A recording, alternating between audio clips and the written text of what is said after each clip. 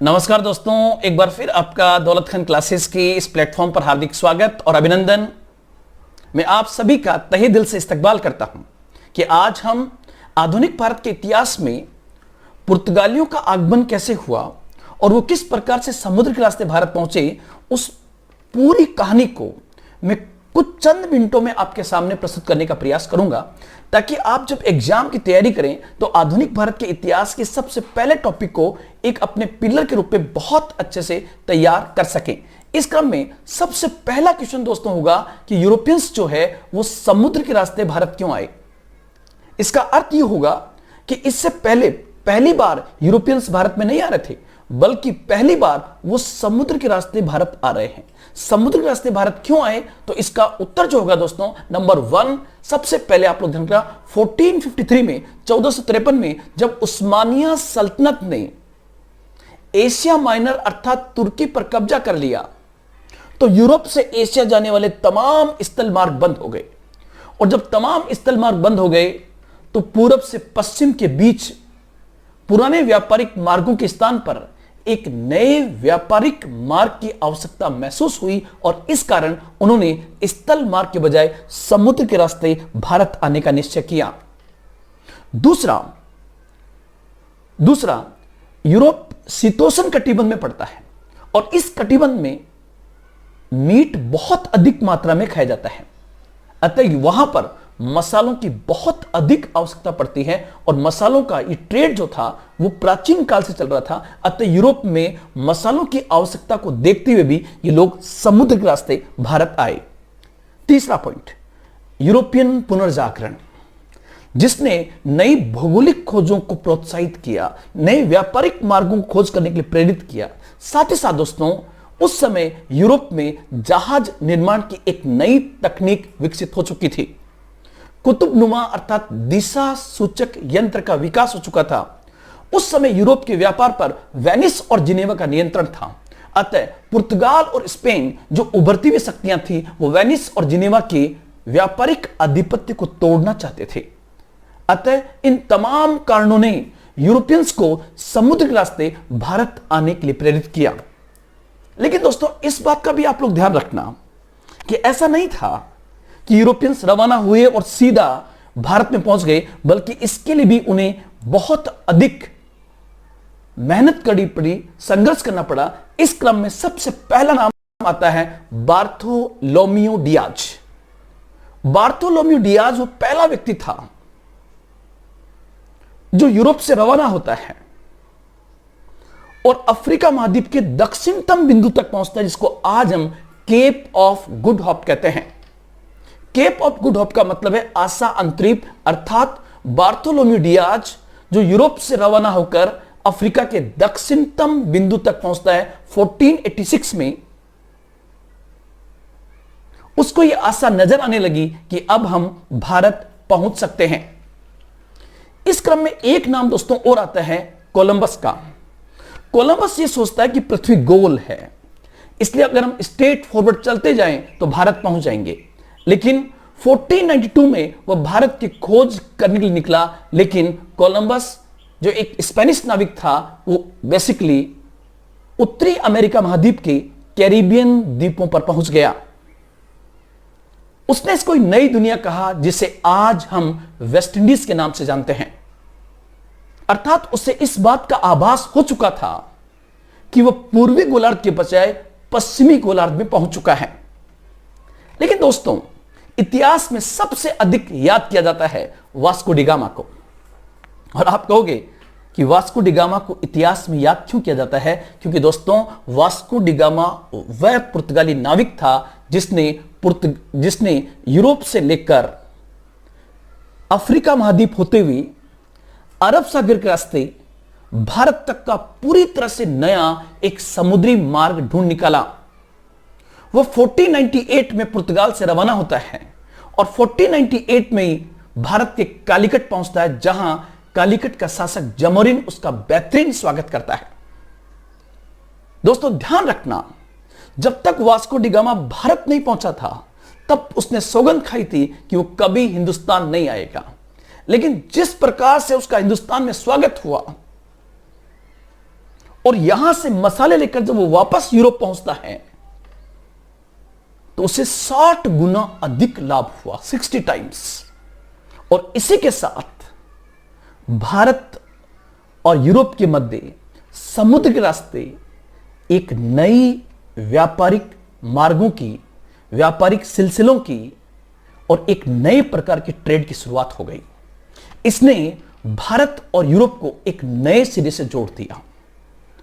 इस क्रम में वास्को डी गामा बहुत पॉजिटिवली पुर्तगाल की सरकार अर्थात पुर्तगाल के राजा और राजकुमार को पूरी कहानी बताता है कि हम किस प्रकार भारत पहुंचकर हमारे देश की अर्थव्यवस्था को एक नई दिशा दे सकते हैं।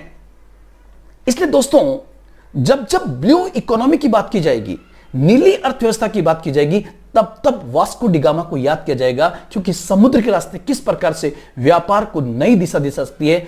इस क्रम में भारत में इस बात को पहचानने वाला या भारत तक पहुंचकर इस बात को पहचानने वाला वास्को डी गामा था। वास्को डी गामा था।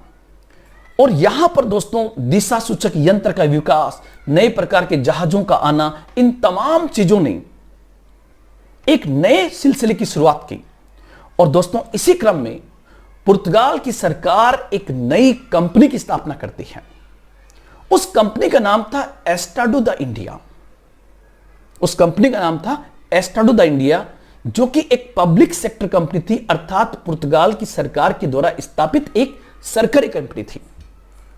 और यह कंपनी भारत में आती है।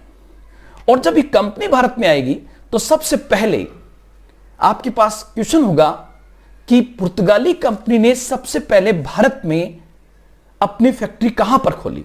तो दोस्तों ध्यान रखना, 1503 में पुर्तगाली कंपनी ने अपनी पहली फैक्ट्री कालीकट में खोली, परंतु जमोरिन के आदेश पर उसे जल्दी ही बंद कर दिया गया था। इसके पश्चात 1503 में ही पुर्तगाली अपनी पहली फैक्ट्री कोच्चि पर खोलते हैं, कोच्चि में खोलते हैं, और कोच्चि उनका पहला हेडक्वार्टर बनता है और ये काली मिर्च और मसालों का एक बहुत बड़ा ट्रेडिंग सेंटर बन जाता है। एस्टाडो द इंडिया जो एक सरकारी कंपनी थी, उस कंपनी को पुर्तगाल की सरकार के द्वारा संचालित किया जाता था। ध्यान रखना, यह उसका एक नेगेटिव पॉइंट है। अब यहां से एक क्वेश्चन आपका और बनता है कि जो एस्टाडो द इंडिया कंपनी थी, उस कंपनी का पहला सीईओ अर्थात पुर्तगाली कंपनी का पहला गवर्नर भारत में कौन था? तो दोस्तों आप लोग ध्यान रखना, उसका नाम था फ्रांसिस्को डी अल्मेडा। उसका नाम था Francisco de Almeida. Francisco de Almeida का कार्यकाल 1505 से 1509 था, 1505 से 1509 तक था। यहां पर एग्जाम के पॉइंट से आपसे पूछे कि फ्रांसिस्को डी अल्मेडा से कौन से क्वेश्चन बन सकते हैं, नंबर 1 होगा, यह भारत में पुर्तगाली कंपनी का पहला गवर्नर था। इसने पुर्तगालियों को भारत में स्थापित करने में अहम भूमिका अदा की। इसने ब्लू वाटर पॉलिसी का संचालन किया। 1508 में वह चोल के युद्ध में गुजरात के शासक से पराजित हुआ, परंतु 1509 में उसने गुजरात के शासक महमूद बेगड़ा, मिस्र और तुर्की के शासकों को पराजित करके और वेस्टर्न कोस्ट पर, भारत का जो पश्चिमी तट था, उस पर अपनी नियंत्रण को और अधिक मजबूत कर लिया। फ्रांसिस्को डी अल्मेडा के बाद एस्टाडो द इंडिया अर्थात पुर्तगाली कंपनी का जो दूसरा गवर्नर बन के भारत में आया, उसका नाम था अल्फांसो डी अल्बुर्क। अल्फांसो डी अल्बुर्क के बारे में दोस्तों आप 5 पॉइंट ध्यान रखना। नंबर 1, इसका कार्यकाल 1509 से 1515 तक था। नंबर 2, इसे भारत में पुर्तगाली साम्राज्य का वास्तविक संस्थापक कहा जाता है। तीसरा, इसने 1510 में बीजापुर से गोवा क्षेत्र छीन लिया और गोवा पर आधिपत्य कर लिया। उसे गोवा छीनने में मदद करने वाला शासक था विजयनगर का शासक Krishnadevaraya.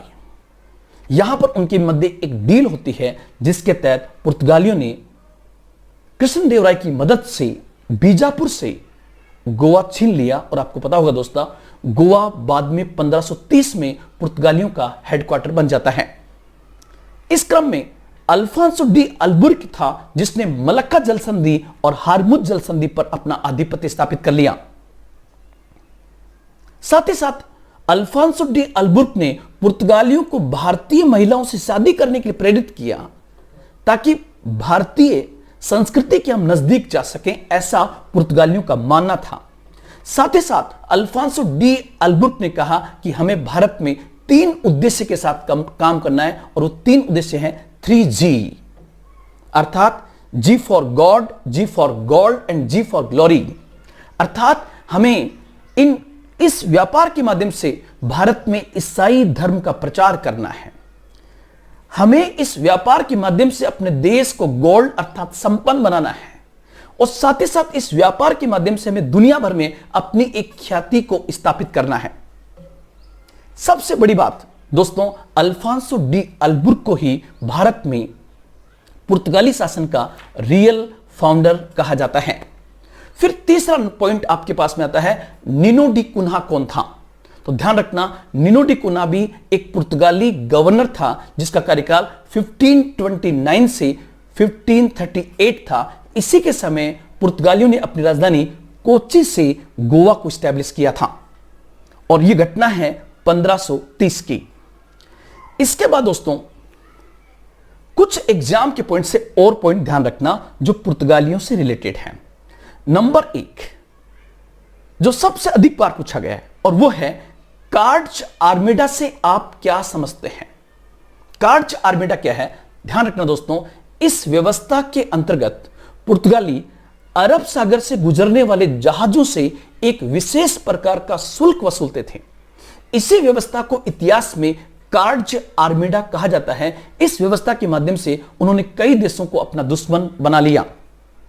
Number 2, blue water policy या नीले जल की नीति का संबंध किस यूरोपियन कंपनी से था? तो उत्तर होगा पुर्तगाली कंपनी से था। इसके तहत पुर्तगाल की सरकार ने पुर्तगाली कंपनी को आदेश दिया कि वो भारत के तटीय क्षेत्रों में किले बनाए, ताकि भारत के आंतरिक भागों के साथ साथ समुद्री क्षेत्र पर बेहतर नियंत्रण स्थापित किया जा सके।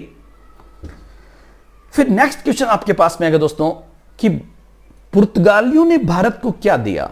The legacy of Portuguese to India, पुर्तगालियों की भारत को देन क्या थी? तो उसमें आप लोग 5 बिंदुओं को ध्यान में रखना। नंबर 1, जहाज निर्माण की नई तकनीक। भारत में जो लेटेस्ट टेक्नोलॉजी 15वीं शताब्दी में आई, उसकी देन बेसिकली पुर्तगालियों की मानी जाती है। नंबर 2, 1556 में गोवा में प्रिंटिंग प्रेस की स्थापना, the establishment of printing press in 1556 in Goa. Number 3, स्थापत्य के क्षेत्र में गोथिक कला या गोथिक स्थापत्य जो है भारत में पुर्तगालियों की देन माना जाता है। साथ ही साथ चौथा पॉइंट, तंबाकू, आलू और टमाटर, या हम कह सकते हैं अफीम, आलू और टमाटर की खेती करने का श्रेय जो है वो बेसिकली पुर्तगालियों को दिया जाता है। सबसे बढ़कर इन्होंने जापान के साथ व्यापार करने का श्रेय भी भारत को पुर्तगालियों के माध्यम से दिया जाता है। एक पॉइंट तो ये, एक बार क्वेश्चन आपसे अगर ये पूछे कि पुर्तगाली भारत में सबसे पहले आए, लेकिन क्या कारण था कि पुर्तगाली अंग्रेजों की तरह एक बहुत बड़ा साम्राज्य स्टैब्लिश नहीं कर सके, अर्थात भारत में पुर्तगालियों का पतन क्यों हुआ? तो यहां पर दोस्तों आप लोग 5 पॉइंट स्पेशली ध्यान रखना। नंबर 1, पुर्तगाली कंपनी एस्टाडो द इंडिया एक सरकारी कंपनी थी, इसलिए पुर्तगाल की सरकार जो यहां से हजारों किलोमीटर दूर थी, उसका छोटे छोटी बातों में हस्तक्षेप होना इस कंपनी को कमजोर करता गया। दूसरा, पुर्तगालियों को ब्राजील के रूप में एक नया उपनिवेश मिल चुका था। तीसरा पॉइंट, ईसाई मिशनरियों के माध्यम से जब उन्होंने भारत के हिंदू समाज को ईसाई धर्म में तब्दील करना शुरू किया, तो भारत का परंपरागत समाज इस बात से नाराज हो गया। साथ ही साथ कार्ड्स आर्मेडा के माध्यम से उन्होंने भारतीय व्यापारियों के साथ जो लूटपाट की, उससे भी भारत के आसपास के कई राज्य उनसे नाराज हो गए और वो इनके पतन का कारण बन गया। साथ ही साथ पुर्तगालियों की दोस्तपूर्ण व्यापार प्रणाली भी इसके लिए उत्तरदायी थी। तो दोस्तों, आज मैंने आपको भारत में पुर्तगालियों का आगमन कैसे हुआ उसका एक ब्रीफ देने का प्रयास यहां पर किया। आज इतना ही, फिर मिलेंगे एक नए टॉपिक के साथ। जय हिंद, जय भारत।